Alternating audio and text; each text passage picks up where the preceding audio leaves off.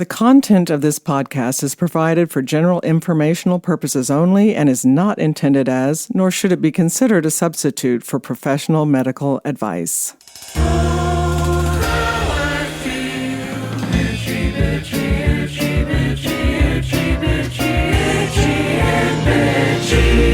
Hello, this is Karen Nickel, family nurse practitioner, and you are listening to Itchy and Bitchy, a podcast that provides answers to your many unanswered health questions.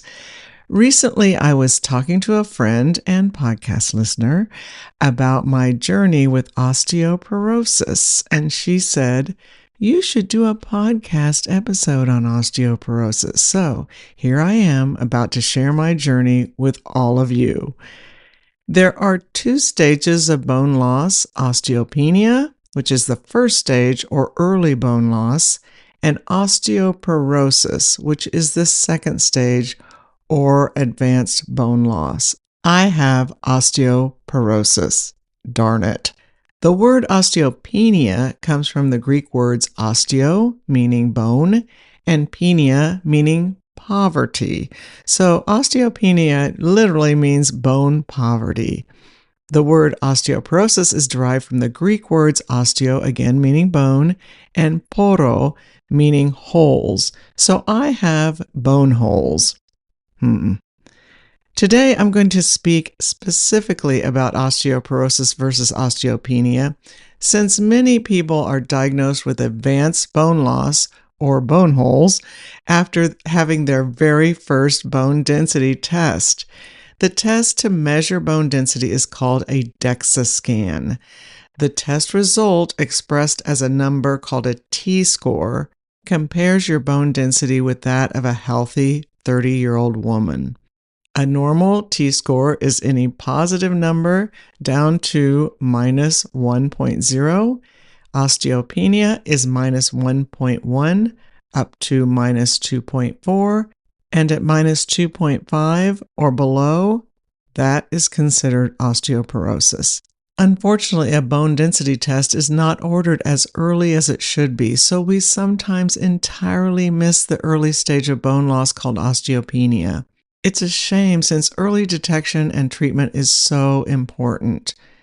There are certain factors that put us at risk for developing osteoporosis.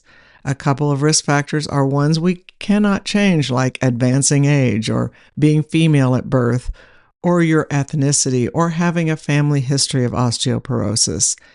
Other things that can put us at risk for bone holes are having body weight under 128 pounds, smoking, heavy use of alcohol, low levels of physical activity, a personal history of fracture from a ground-level fall or minor trauma after age 40, or having experienced early menopause, meaning before the age of 45.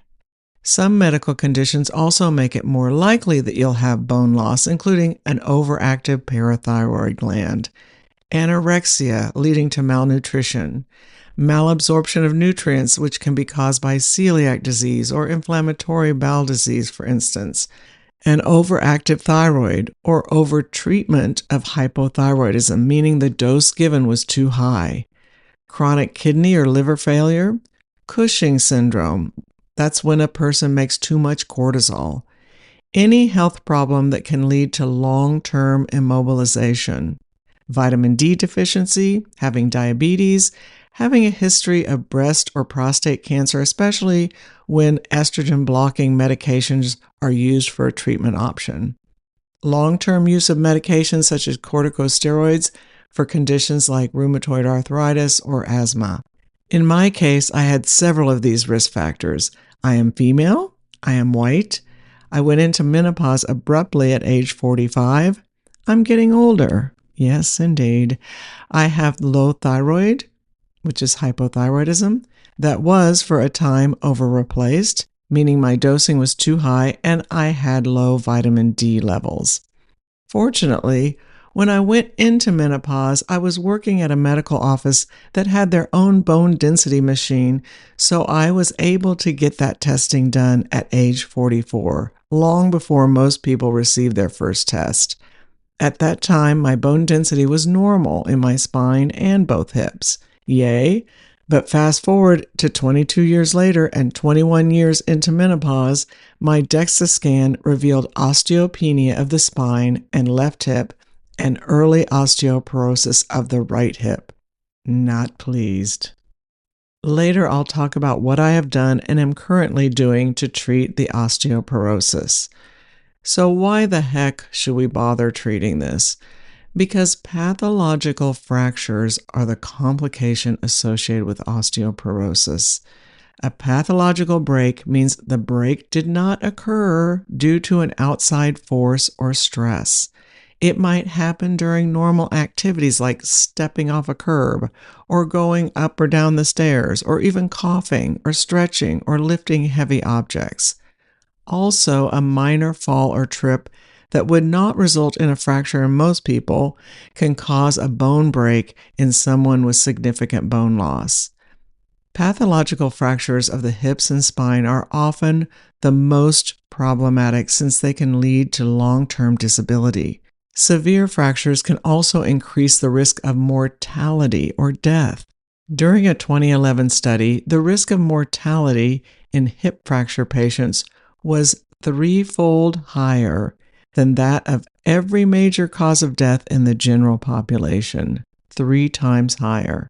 According to a 2019 study of people who had sustained a hip fracture, among those whose hip fracture was surgically repaired, so they had a fracture and it was repaired surgically, 21% of them had died 1 year after the fracture. In those who had a hip fracture that was not repaired, 70% did not survive beyond 1 year of the fracture. This means that with optimal treatment, roughly 4 out of 5 people will survive for at least the first year following a hip fracture. A hip fracture is serious business for those over age 65. Some people with osteoporosis experience structural changes in the spine, such as developing a hunched posture, loss of height, and significant pain, especially in the back. My friend who encouraged me to chat with you about my osteoporosis has a 97-year-old mother with bone loss so severe that her spine is basically in an L shape. So when standing, she can only see the floor. She can't see what is ahead of her. That's how debilitating this disease can be if not treated early and aggressively. Many of you may have family members or friends who have significant posture changes due to bone loss. It's pretty common. This deformity is called vertebral kyphosis. Some may refer to it as a dowager's hump. This is not to be confused with a buffalo hump, which is a fatty deposit at the base of the neck. After this break, I'll share with you the treatment options we have for osteoporosis and what I am doing personally to improve my bone density.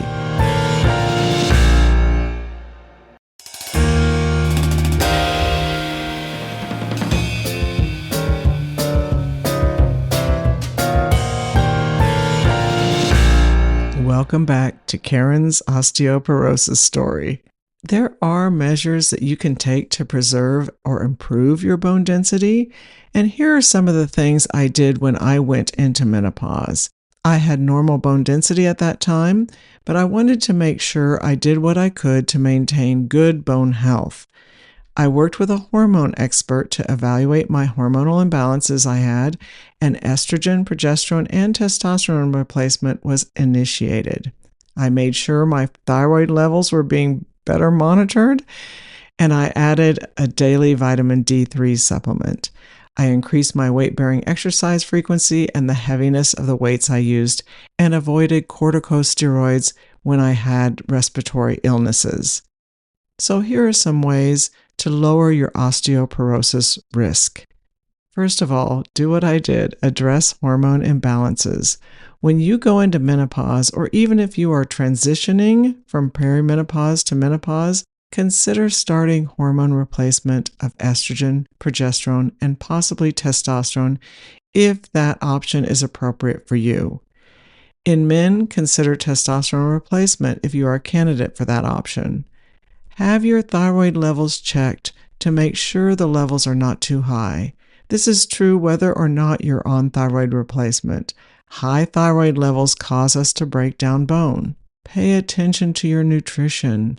A diet low in calcium and vitamin D can increase your risk for osteoporosis. Also, excessive dieting or low protein intake can also increase your risk. If you have certain health conditions, make sure you and your healthcare provider are optimizing your treatment. For instance, if you have endocrine disorders like diabetes, thyroid, parathyroid, or adrenal problems, they need to be carefully and regularly monitored so they can be treated appropriately. This is also true for GI problems like celiac disease, Crohn's, or inflammatory bowel disease. Other conditions that need to be carefully and regularly assessed are HIV/AIDS, anorexia nervosa, and autoimmune disorders like rheumatoid arthritis. Be aware that certain medications, if taken long-term, can increase your risk of bone loss and osteoporosis. Many of these medications can be life-saving and life-sustaining, but make sure you are having open conversations with a prescribing healthcare provider about finding the lowest dose possible to treat the disease. These medications include corticosteroids, medications to treat seizures and other neurological disorders, breast and prostate cancer medications, proton pump inhibitors. These are used to lower stomach acid. Examples include Prilosec, Protonix, and Nexium. Glitazones, which are a type of med used to manage type 2 diabetes by helping glycemic control and insulin resistance. There may be excellent reasons to be on this type of med, but we have many med choices now to treat type 2 diabetes, so another option may be appropriate for you if you are on a glitazone.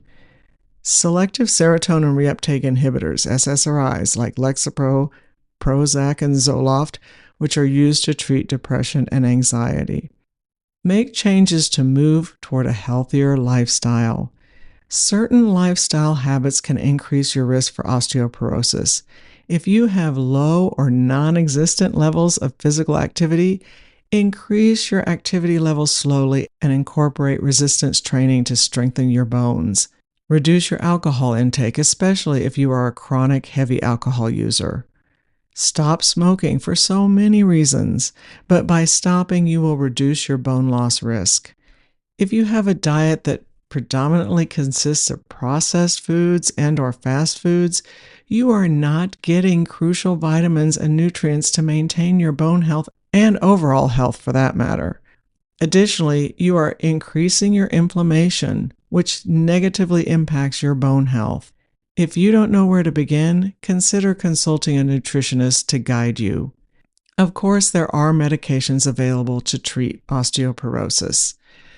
The first class that most of us know something about are bisphosphonates. To slow bone breakdown, many providers go to is a class of meds called bisphosphonates. So if someone has a low T-score, providers typically start with bisphosphonates. These meds come in several different forms, including pills, such as Fosamax, Beniva, Actonel, that are taken either daily, weekly, or monthly, injections of Beniva, which are given once every 3 months, or intravenous infusion of a medication called Reclast, which is given once a year.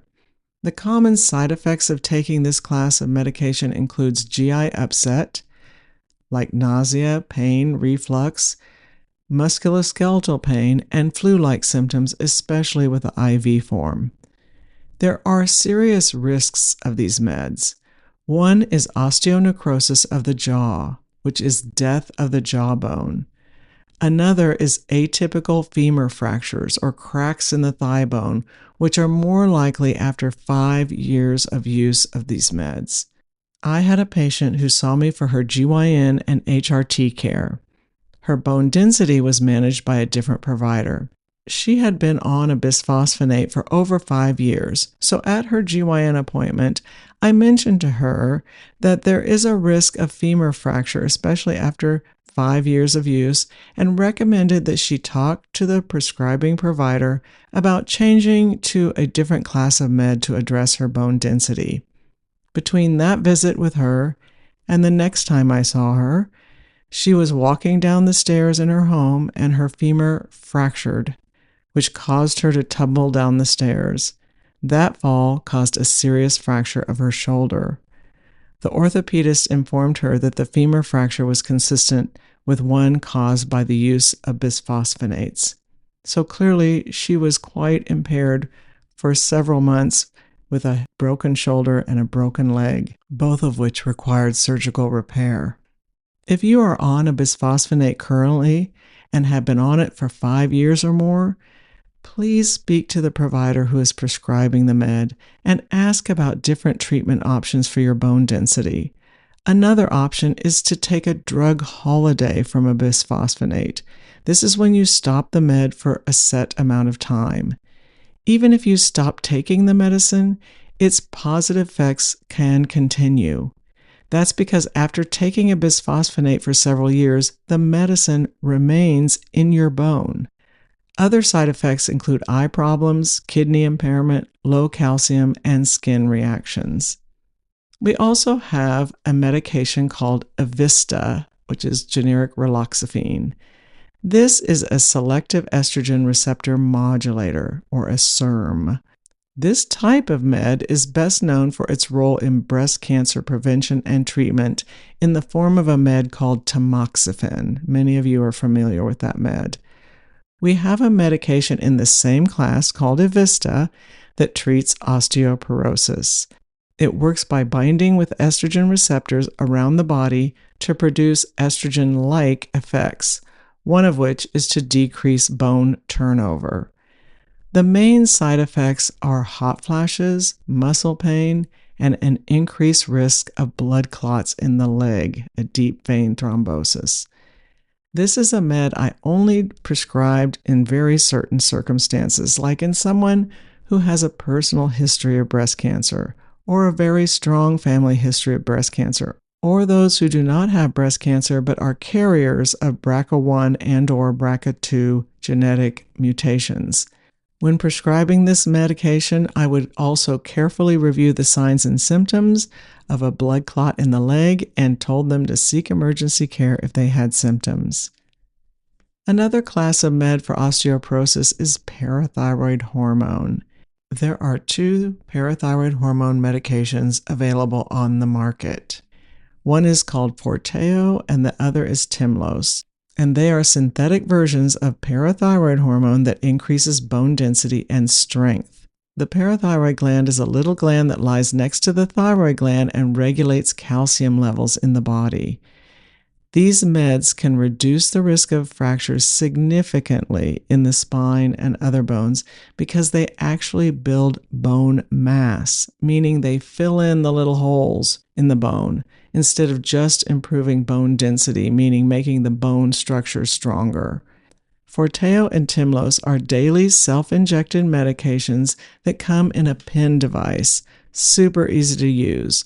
Forteo is used daily for 2 years, and Tymlos is injected daily for 1.5 years.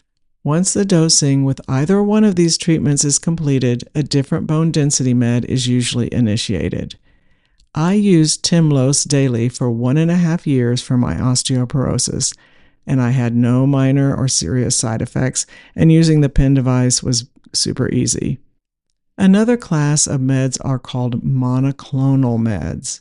The first one is called Prolia. It is a monoclonal antibody given as a twice-yearly injection, and it has to be given in a medical office. It prevents osteoclast cells from forming. The job of osteoclast cells is to break down bone, so this medicine stops those cells from forming.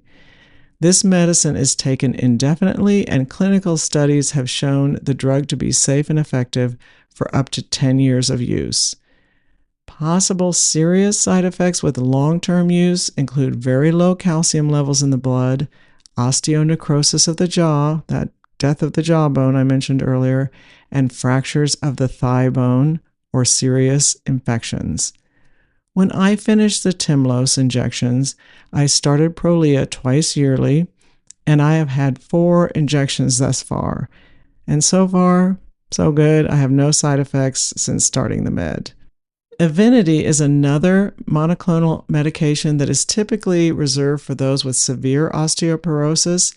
Unfortunately, it is often not considered for use until a person has had a fragility fracture. So we wait until somebody's got a bone break and then we start the med. Totally makes sense to me. That was sarcastic.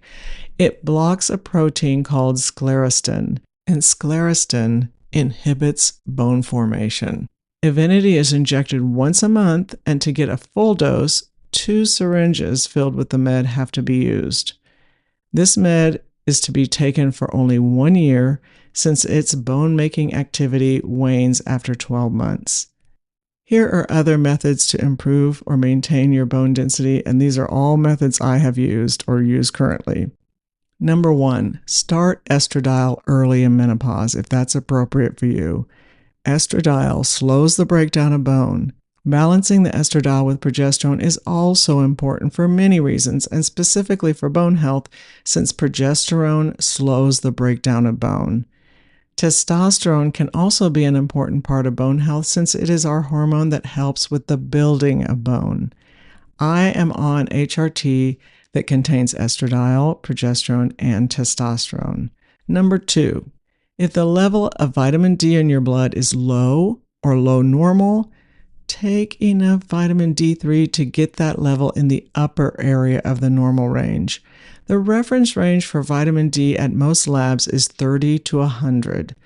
Sometimes people will be told, I would say oftentimes people will be told, that their level of 33 is good. Yes, that number falls in the normal range, but it is not good. It is not optimal. A reasonable goal for the blood level is 50 to 80. Number 3, get enough calcium. Recommendations are to get 1,200 to 1,300 milligrams of calcium daily. It is ideal to get half of that from your diet and the remainder from supplements versus taking 1,200 or 1,300 milligrams a day in supplement form. It is not terribly difficult to get 600 milligrams a day of calcium through your diet. A cup of yogurt has 300 milligrams, 1 cup of yogurt. Also, our body can absorb 500 to 600 milligrams of supplemental calcium at one time. It can't absorb more than that. So if you take 1,200 milligrams at a time, you will end up excreting 600 milligrams of that dose. So if you are taking 1,200 to 1,300 milligrams of supplemental calcium a day, make sure to divide that dose. Also, calcium is best absorbed when taken with food. I take a supplement that contains other ingredients to aid absorption of the calcium. I take Garden of Life Vitamin Code Raw Calcium, which contains ingredients like vitamin K2, vitamin C, boron, strontium, silica, vanadium, and magnesium. It also has a probiotic and enzymes to aid absorption. 4 caps contain 1,100 milligrams of calcium, so I take 2 caps once daily and get the rest of my calcium from my diet. Number 4, weight-bearing or resistance exercise is so important. Weight-bearing exercise is any activity such as running, walking, dancing, hiking, climbing stairs, playing tennis, in which you carry your body weight and work against gravity. We're all working against gravity. Swimming and cycling are excellent forms of exercise for cardiovascular health and body toning, but remember that these are non-weight bearing because the water or bicycle supports your body weight. The force you exert to fight gravity when you do weight-bearing activities is what stimulates bones to get stronger. When you engage in resistance training, you challenge your muscles by working against some type of resistance, such as dumbbells, elastic bands, or even your own body weight. Resistance exercises rely on muscle contractions that tug on the bones, and that tugging stimulates bone growth. If you are safely able, you can make it even better by increasing the impact and velocity of your exercise, because higher impact and speed when exercising has more positive impact on bone than lower impact exercise. But do what's safe for you. I do weight-bearing and resistance training 3 to 4 times a week for 30 minutes at a time, and when exercising, I use 10 and 15-pound weights or 4.5 and 7 kilogram weights to provide good resistance. Number 5, strengthen your core and work on your balance. There are endless websites and YouTube videos sharing the exercises you can do to strengthen your core. It is so important to work on your balance as you age. We want to strengthen our bones, but we also want to avoid falls that lead to fractures. I always include core exercises in my workout routine that I do 4 times weekly. So, how do my bones look after initiating all these things I have done and continue to do? When comparing my previous DEXA scans with one done 2 months ago in 2025, my spine has gone from osteopenia, the number actually was very near osteoporosis, to the normal range. My spine is now in the normal range. And my hips, which had osteoporosis, are now in the osteopenia, the first stage of bone loss range. Yes, I'm doing lots of things to improve my bone density, but it's working and it's worth it. If you are menopausal or near menopause and haven't had a bone density test yet, I urge you to speak to your provider about getting one scheduled. DEXA scans should be done every 2 years, so if you have had a test but it's been over 2 years, I urge you to get that scheduled. The earlier you start working on improving your bone density, the better. I thank all of you for listening. Wherever you listen to this podcast, please leave a review and rate the podcast. Your reviews and ratings really matter. Also, make sure to follow the show so that it will be automatically downloaded. That makes a big difference. I encourage you to visit our Facebook page, IMB Podcast, where you can give us a like and leave comments or questions for me. Our website is itchyandbitchy.com, where there are blogs with some of our subjects available for you to read. Thank you to Forrest Wenzel, my son, our producer and composer of our theme music, and the person who does all the behind-the-scenes work to make this podcast possible. Thank you, Forrest. Forrest continues to thrive at Peabody Music Conservatory. If you want to listen to what he's creating, you can go to his website, forrestwenzel.com. Your health is in your hands.